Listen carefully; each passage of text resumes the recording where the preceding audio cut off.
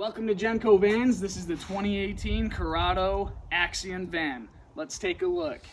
Main sliding door here. Back door access. There is a hitch down here. If you have your own bike rack, you can bring it. We do offer an add-on option to add a bike rack that fits 4 bikes on it. Something to note with these doors is they do swing all the way around and back.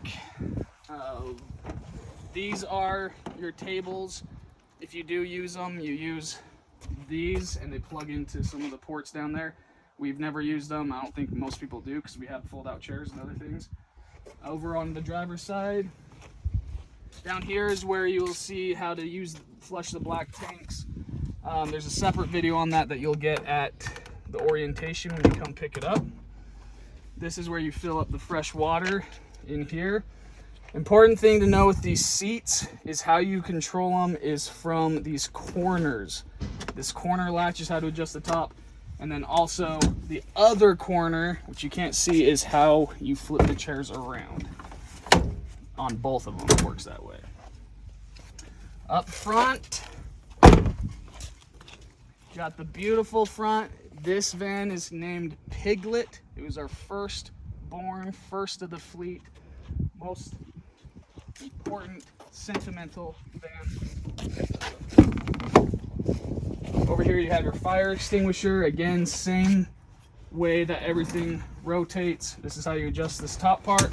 Other corner is how to turn it completely 360 in case you're gonna set up chairs or anything else in here. Now to the inside. Now these vans, the reason we have all of them like this is because they are fully off-grid, fully containable, meaning if you're going to national parks, it doesn't matter if they're full or not, which they usually are unless you got plenty of reservations. You can just pull over into any government land and camp, enjoy all the same conveniences. Solar on the roof, lithium-ion batteries that can power the AC, microwave, all the bells and whistles. So we'll get into some of the technology here. This is the inverter. I'm not going to get too much into this science. Long story short, if you want it to be like a house with all the outlets and everything working, or the microwave, or the AC, any big boy stuff, the inverter needs to be on. When you go to sleep at night, just turn it off with that power button. When it is off, you'll hear the microwave beep because the microwave turned off. You can't see the clock, you can't see anything. With the inverter off, notice the TV light is still on. The TV is still working. When you go to bed at night, if you wanted the TV swung out, you can just swing it out this way, rotate it like that. I'll show you how the bed works later. But again, you don't need the inverter on for the TV. If you're wanting to search channels, this does have a satellite up top. Just turn on the TV, go into the settings, go to the channel search. Make sure to turn on the satellite up in here. You push that button, red light goes on. That's when you can start auto tuning and start the scan. There's also a DVD player up here. In the fridge, it is ice cold. The freezer is an actual freezer. It does freeze ice cream. How to adjust settings is right there. Usually around 2 or 3 is plenty to keep ice cold. You can see the frost. Ice cold drinks. You don't need to worry about the inverter on this. It'll power by gas or whatever else it needs. Stovetop, you just push this in, go to the gas logo. You can hear the gas coming out, and then you push this trigger and it lights right up. Can't really see it because of the daylight. But again, turn to the gas, push the trigger. Now they're both lit. Now it's for some of the big boy stuff using these batteries. You turn on the inverter, you can see the battery light is on. When you plug into a campground, that green light, the Sure Power, would be on. Right now, the solar up top is keeping it trickle charged. But if you're just plugging in a laptop or something, if you come over here, we have 2 massive lithium-ion batteries on. You can just turn on the one, plug in a laptop, do some simple stuff. If you're gonna use the microwave or the AC, you have to have both batteries on.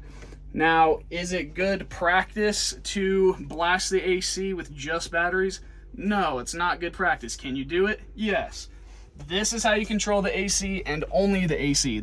Now these aren't individual buttons, these are more of a touch screen. So to turn it on, you push the power button. Make sure it's not in auto mode or else it'll only kick on when you want it. Just to show you the fan turn on. Just wait a couple seconds. You got the fan. Now, to turn on the AC, which takes a lot of juice, you just tap it a couple more times until it says cool, and then you'll hear the AC kind of adjust. And now it's really pulling. This is all battery, ice cold. To turn it back off, make sure you skip the furnace part and go straight to off, because this has nothing to do with heat, nothing to do with the furnace. Everything heat related. That means the furnace, that means the water heater. Anything heat related is in here. You push the power button. See how the green light is on? You can only see that green light when you're looking straight onto it. When you tap the menu, current temperature is 74. Now what we're gonna do is push the menu button. The furnace is not gonna kick on because the house temperature is lower than the room temperature. Now, when you're using the shower, this should never be turned on, the electricity one. That means you're pulling from the batteries. Unless you're plugged into shore power, always have that off. Okay, so that is the furnace related. If you're not gonna use the furnace because it's in the summer, just have that turned down and it won't kick on. Only have this on when you're using the shower or the furnace. Otherwise, just make sure you turn it off. Again, we're using propane to heat the water. It heats pretty fast, so wait 20, 30 minutes, probably even less, and you will have hot water. When you're done, turn it off. If you are using the furnace, crank the cabin up much higher than the current temperature inside, and make sure to turn on the circulating fans, high or low. Those fans will turn on. These vents down here along the thing will blow out the hot temperature. You can go to sleep with them on. It's very quiet, high or low. It'll automatically turn off once it hits that temperature. But again, since it's summer and we don't want that to turn on, we're cranking it down. To turn off everything, power button. Back of the control panel, anytime you're using water, water pump has to be on. That is how you control the hot water here, cold water here. There's 2 sinks on board and a toilet and a shower. For the toilet, foot pedal down here. These are extremely efficient, just like an airplane toilet. Uses a little bit, tries to use as little amount of water as it can. To use the sink in here, just like this says, you pull this tab to the side, comes down, hot water, cold water. The shower is with this curtain. It goes around the whole thing. There's a pop-up vent here if you wanted to turn on a fan. This is a private door right here that slides over, and these magnets here connect into these magnets right here. So this slides over and the magnets connect. If you're with someone you're comfortable with, there's no need to use that door. Back to the control panel. This is how you can adjust the lights. They go around the whole cabin. They're dimmable as well. These are how you can see the tank readings. Fresh is full when you tap that. Black tank is empty upon pickup. Sometimes the sensor's not 100% accurate because if you hit a bump and it covers the sensors, you'll just know when your fresh water runs out, it's time to dump that. Here, you don't need to touch any of this stuff because we upgraded the system to have the control panel here. Inverter is always on, whether or not you have, it's all controlled here. So just ignore these buttons, ignore these buttons. Batteries are either on or off. When you sleep at night, when you're driving, this thing is charging as well. When you go to bed at night, just turn off the inverter so it doesn't beep at you in the middle of the night. Onto the microwave, both batteries to be on to use this. Right now there's a plate in here. This is just there to make it not rattle around when you're driving. In here is where some of the coffee stuff is stored. Big storage here. Make sure when you're driving these latches are on so nothing comes flying out. You have a hanger here, put clothes. Down here is where all your linens and drawers are, and you can rearrange things however you want. Top drawer, pillow sheets, sheets for the bed, some towels, big giant blanket, and pillows. Over here, additional storage and more storage. Moving right along, more kitchen utensils, pots and pans, and just a lot more extra room. While I'm up here, there's plenty of storage up in all these cabinets. You just push this little button, open it up. Got a toaster. Again, toaster or anything that goes into outlets, you need the inverter on. Up here, you have your power cord. In case you are going to hook up to a nice campground, you can plug this into the side and have shore power, which just means you don't need to use batteries or anything else. Hose, 2 camping chairs with all of them. Now, the reason a lot of people don't use these tables that are built into the doors out here that you build into these platforms is because you have plenty of pop-up tables here. This is how this pops up. This is really one of the only ones we use. To put this back down, there's these buttons right here on both sides. You need to push them both and then retract it down. This also slides out, slides in.